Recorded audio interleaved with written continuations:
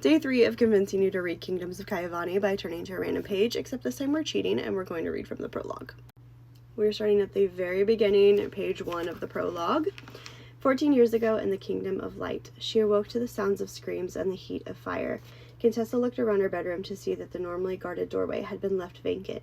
She jumped down from her tall bed, rubbed her eyes, and walked to the hallway calling for her parents. The people of her kingdom were running and screaming. She was scared, even though she didn't understand what was happening. She began running down the hall as fast as her little legs could carry her. When she got to her parents' chambers, she realized they weren't guarded either. Contessa knew that her mother would be angry that the guards left their post. She pushed the heavy doors open with all the might her 4-year-old arms could muster. Her parents were asleep in their bed next to each other. She thought it was funny they could sleep through so much noise. "Mommy, Daddy, there's a fire. You have to wake up," Contessa called to her parents, but they didn't answer.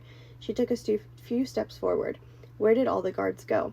Contessa walked closer to her parents' bed and noticed a lot of red seeping through the sheets. Still, silly Daddy must have spilled his wine again. She smiled as she crawled up their tall bed. "Mommy, Daddy," she shook her parents, but they didn't move.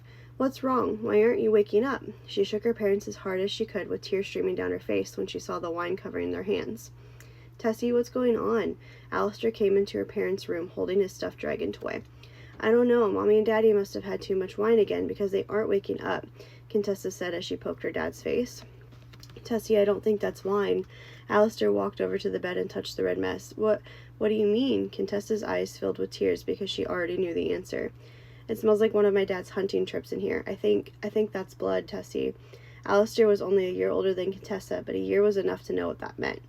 "No," Contessa whispered. "Tessie, we should go. My parents will know what to do. It's starting to get smoky in here." Alistair began coughing. "No," Contessa cried out. "Please, please wake up." "Contessa, Alistair, there you are." Jensen, one of the castle guards, came rushing in.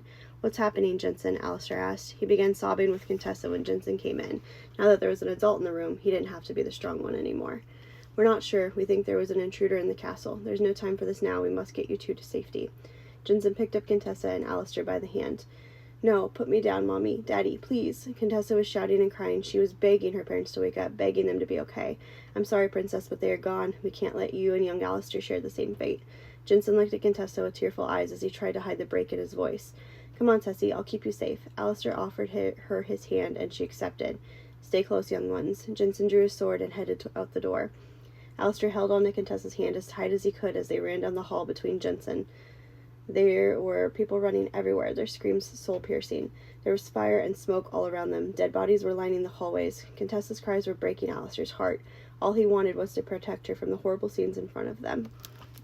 If you want to find out the rest of the prologue, pick up Kingdoms of Kayavani.